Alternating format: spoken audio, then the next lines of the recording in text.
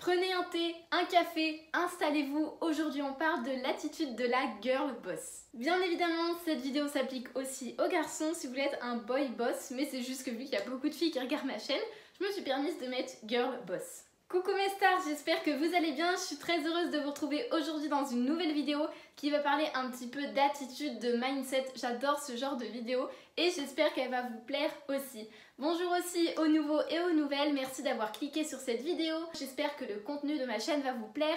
Ici on parle cours, motivation, développement personnel et réalisation d'objectifs. Si ça vous plaît d'ores et déjà, n'hésitez pas à vous abonner et à liker cette vidéo. Et on y va, c'est parti!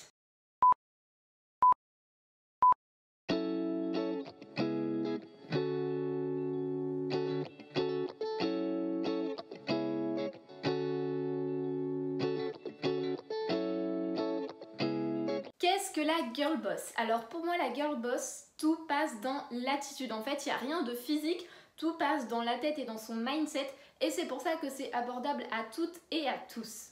De toute façon, tout ce que je parle dans ma chaîne et dans mes vidéos, c'est abordable à toutes et à tous, c'est pour ça que je fais ces vidéos. Je vous conseille, pour vous mettre dans l'ambiance, de penser à cette fille ou ce garçon dans le lycée qui a vraiment une attitude, une boss attitude, qui organise bien sa vie, qui a ses projets.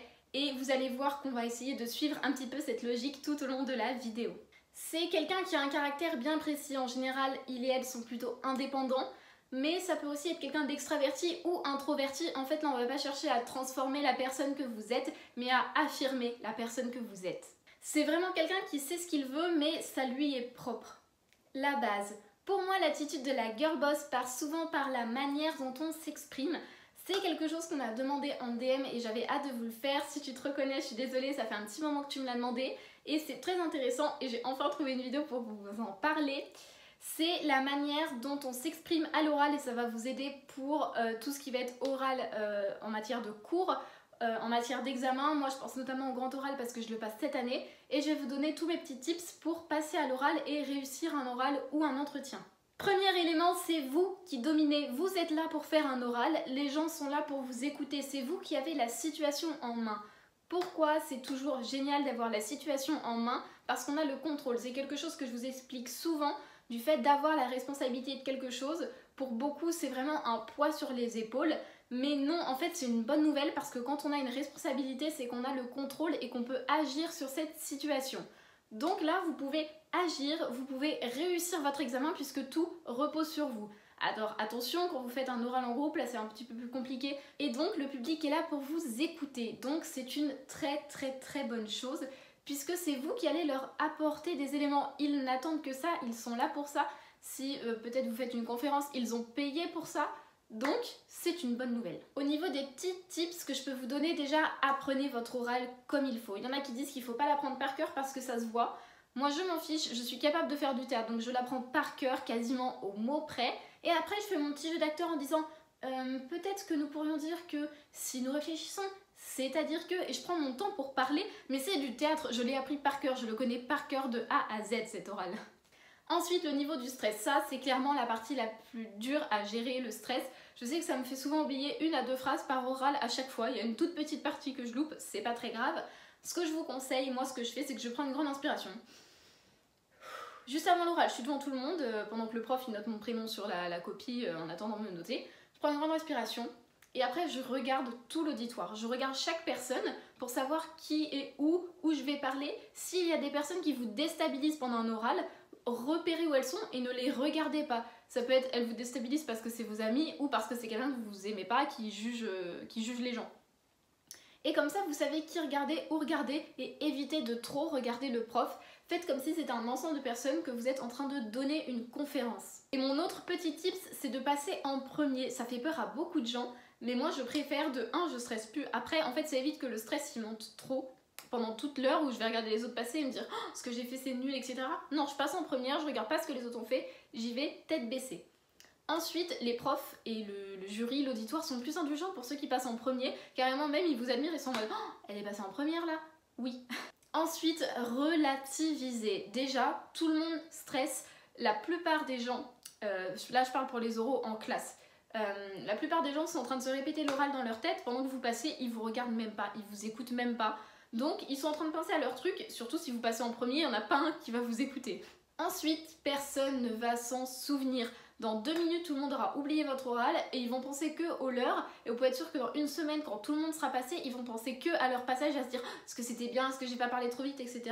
Et personne ne va se souvenir de votre passage à part vous. Et il y a quelque chose de facile à démontrer, c'est que moi je demande à mes amis la plupart du temps comment ça s'est passé, elles me disent bah c'était bien mais écoute je m'en souviens pas tant que ça en fait. Oui c'est normal, personne s'en souvient.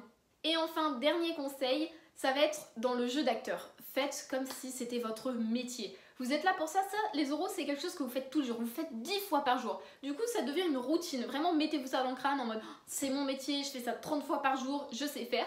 Vous arrivez, vous faites votre truc comme si vous avez fait ça toute votre vie et tout le monde va y voir que du feu. Si vous êtes timide, c'est un conseil très difficile à appliquer, je peux le comprendre parce que je ne suis pas vraiment timide, mais faites comme si vous n'avez jamais été timide.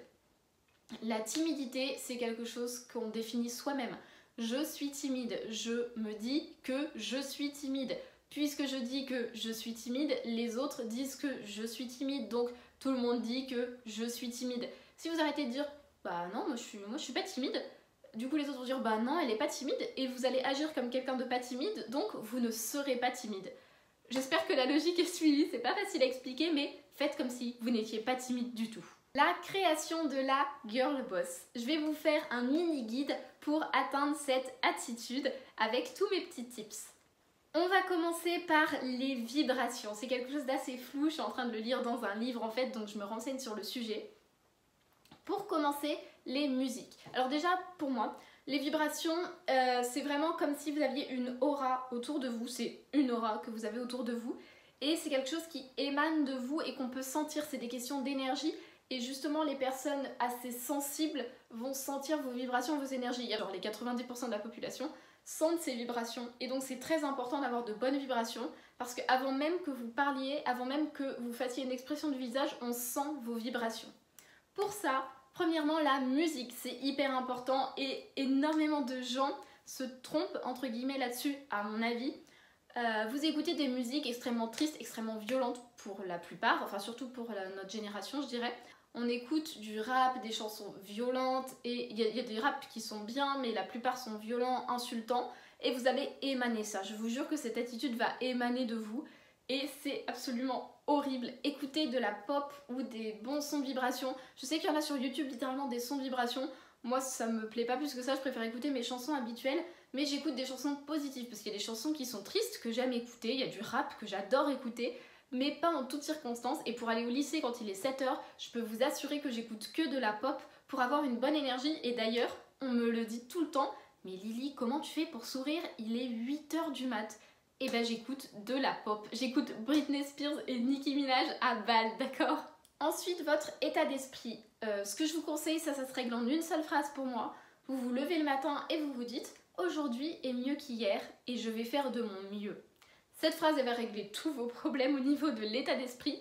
Et dites-vous que oui, voilà, vous allez faire de votre mieux et que tout va bien se passer, que ce sera mieux qu'hier. Et forcément, votre journée va être positive plus que si vous n'aviez pas dit cette phrase. Au niveau des énergies, là je parle surtout aux filles, l'énergie féminine, parce que c'est ce que je m'y connais plus, mais l'énergie masculine existe aussi. Pour ça, l'art marche très bien. C'est un truc que j'ai déjà dit, mais je danse énormément chez moi, comme ça, comme si j'étais une pop star en concert. Et le matin, je danse. Et ça m'apporte déjà de la joie, mais aussi toute une énergie vibratoire féminine qui passe beaucoup par l'art pour nous les filles. Et la danse pour moi ça fait partie de l'art et vraiment ça fait une vibration, vraiment je sais pas comment vous dire, c'est vraiment un flux, je me sens souple, je me sens bien, je me sens enjouée et ça se voit. Un des éléments importants de l'attitude de la girl boss, je trouve, c'est l'indépendance. J'ai fait une vidéo spécifique dessus, je vous conseille d'aller la voir. Et sinon, pour résumer, vous devez apprendre à être seul et à aimer être seul. Vous n'avez pas besoin d'être entouré en permanence. De plus, vous devez savoir quelles sont vos priorités. J'ai mes priorités, mes amis ont leurs priorités et parfois ça ne coïncide pas. Donc au lieu d'aller traîner ensemble, on va faire nos trucs chacun de notre côté. Ça arrive souvent et c'est comme ça et c'est pas grave du tout parce qu'on se soutient mutuellement dans nos objectifs. En parlant d'objectifs, c'est le dernier point de ce guide.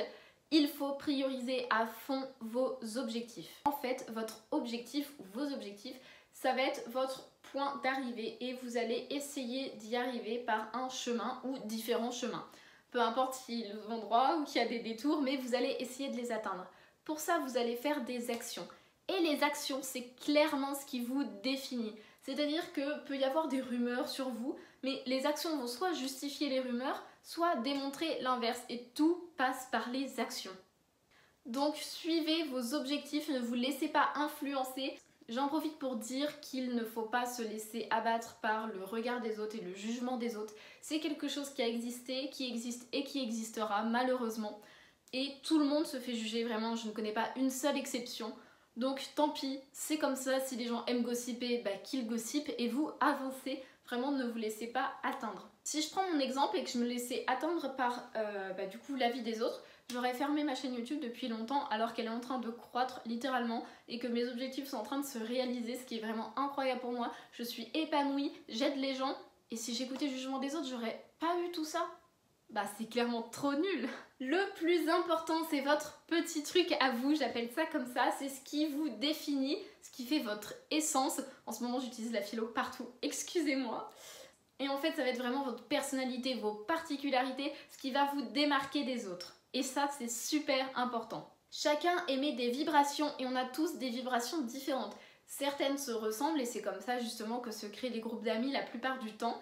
Mais on a tous notre petit truc à nous et ça il faut le garder. Je trouve qu'on vit dans une société où on essaye de plus en plus de se ressembler et je trouve ça vraiment dommage parce qu'on est vraiment tous uniques et c'est incroyable.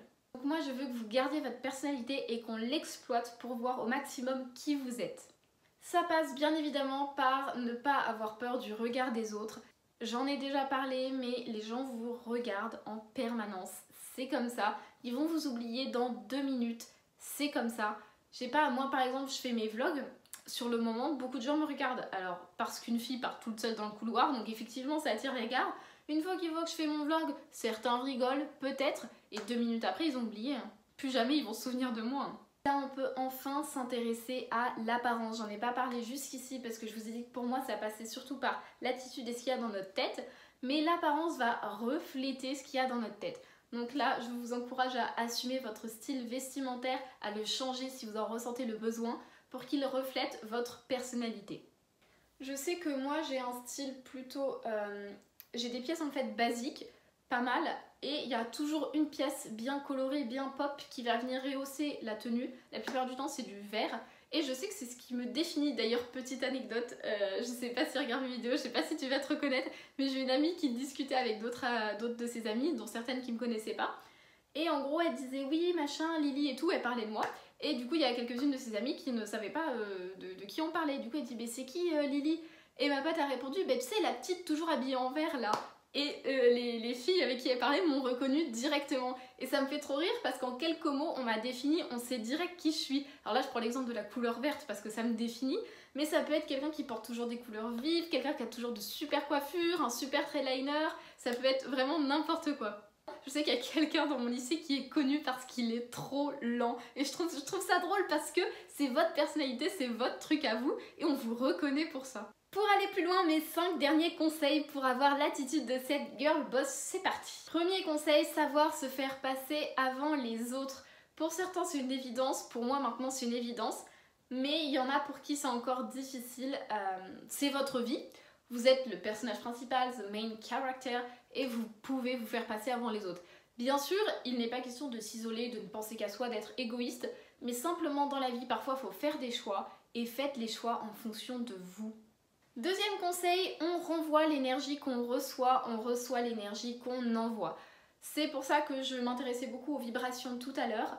Ce que vous allez émettre, et ben vous allez attirer les gens qui émettent la même vibration. Si vous êtes quelqu'un de positif, de joyeux, tourné vers les autres, qui essayent d'avancer vers leur objectif, vous allez trouver des gens exactement comme vous.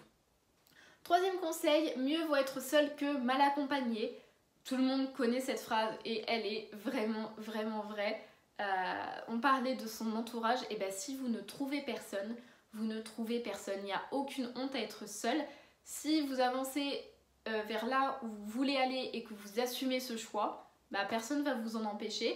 Et vraiment, on pense tous que quand on est seul, tout le monde nous regarde. C'est tellement pas vrai. J'ai vu plein de vidéos sur TikTok de gens qui genre s'allongeaient par terre, faisaient des trucs débiles dans la rue et se filmaient. Et personne les regardait, tout le monde s'en fout. Quatrième conseil, ne pas perdre son temps en futilité. Tout ce que vous considérez comme inutile et que vous faites soit pour l'approbation des autres, soit parce que vous vous ennuyez, c'est à bannir de votre quotidien. Cinquième et dernier conseil, il va y avoir un changement en fait qui déclenche cette attitude. Ça peut être un événement qui arrive dans votre vie, un changement physique, vous êtes fait un piercing, vous êtes coupé les cheveux. Couper les cheveux, je sais qu'il y a beaucoup de filles qui le font, dont moi, et je trouve que c'est une super manière de passer à autre chose et de tourner la page et commencer quelque chose. Ça peut être tout simplement une prise de conscience, vous êtes en train de réfléchir à des événements qui vous sont arrivés et vous faites « Non mais là c'est plus possible, je dois me reprendre en main, je dois devenir une boss, une girl boss » et bah c'est parti. J'espère que cette vidéo vous a plu, ça m'a fait super plaisir de vous la tourner. N'hésitez pas à vous abonner, à liker et à commenter cette vidéo. Vous pouvez aussi me retrouver sur Instagram. J'en parle pas souvent mais vraiment je suis très active sur Instagram, donc n'hésitez pas si vous voulez avoir des conseils supplémentaires ou des mini-vlogs, mes actions du jour, des citations. Rejoignez-moi. On se retrouve mercredi prochain 10 h pour une nouvelle vidéo et moi je vous fais des bisous.